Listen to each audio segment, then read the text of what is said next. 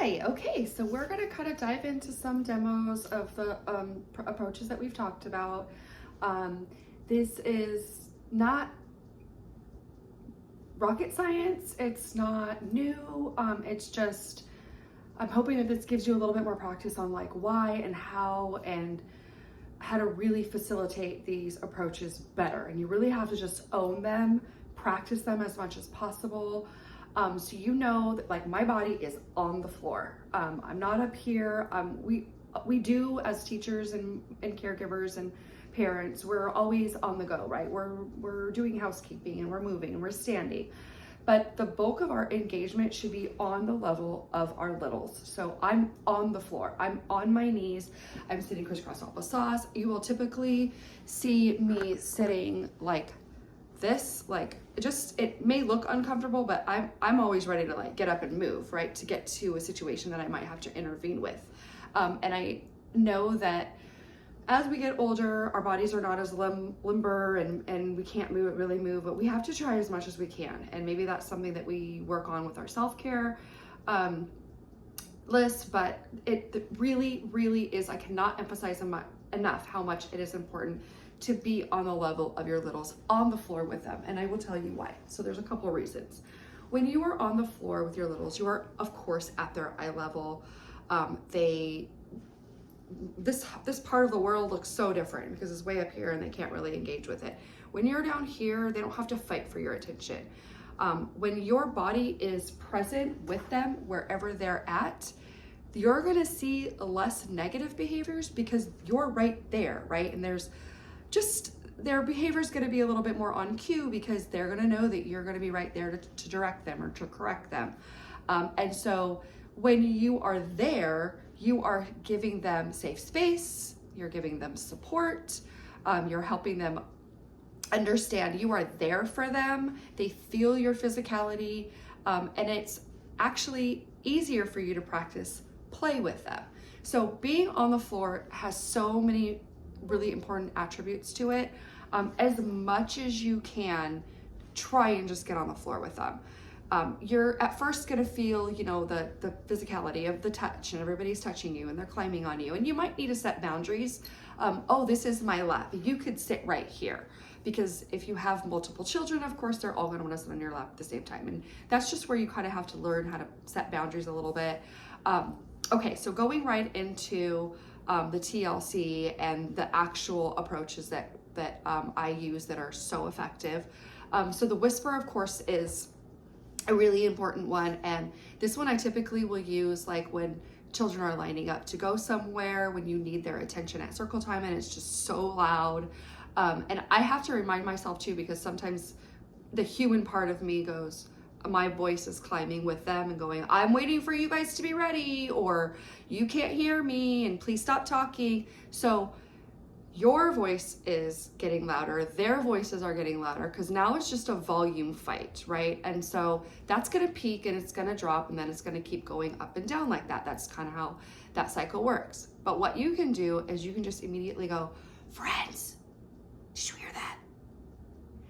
I've done this in teacher trainings to kind of show no matter what age you are, if someone whispers at you, your immediate human behavior is to go, what? What was that? What did you say? Whether it's like, it's interesting, I didn't hear that, I wanted to hear what she said, or she's being like, this is odd, this is uncomfortable, like what? It just grabs your attention for all those reasons. And then you're able to just continue to the whisper and be like, are you ready to listen to my book?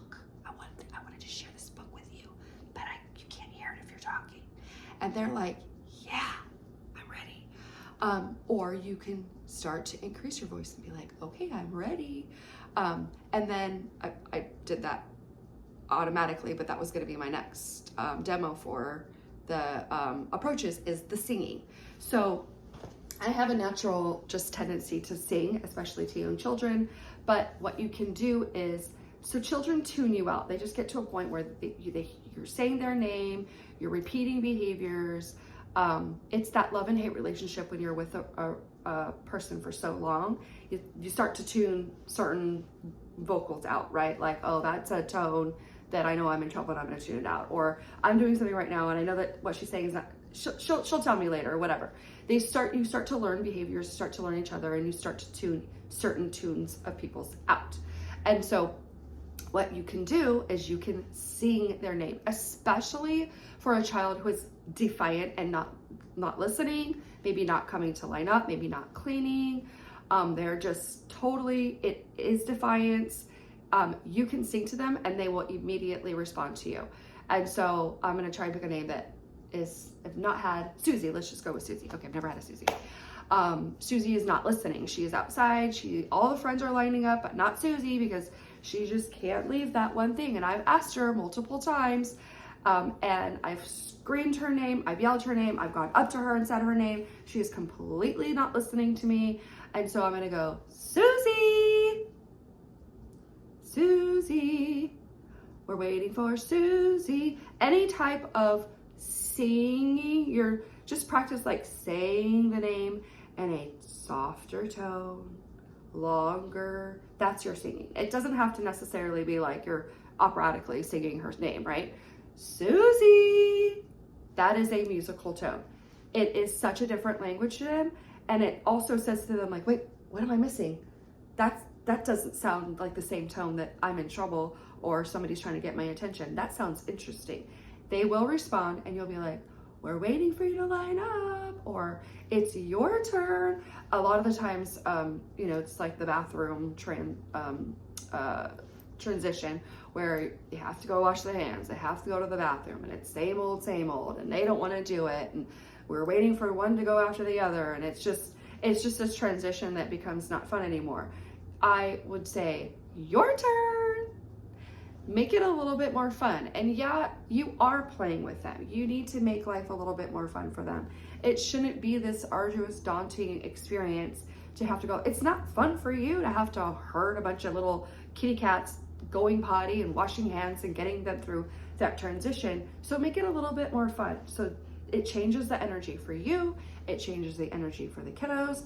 And then it's a little bit more playful. They're getting through it better. It doesn't necessarily take a negative effect on their behavior, because what happens is when you start that negative cycle of behavior, like, well, it's your turn, it's not your choice, we have to, this is what we do every day, I don't know why we're having a hard time, she doesn't want to, I know, but that's not okay, and it's your choice.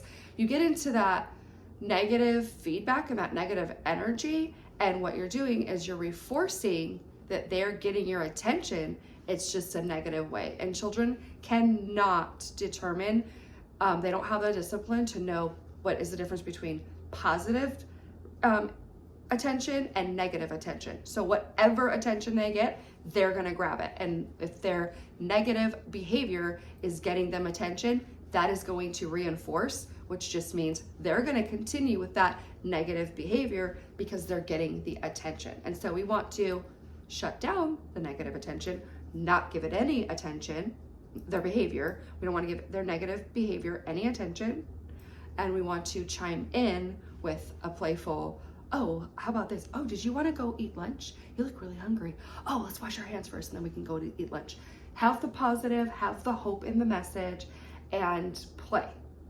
That is just so important. It's important for your energy, it's important for their energy, and it's important for the ongoing transition of the day.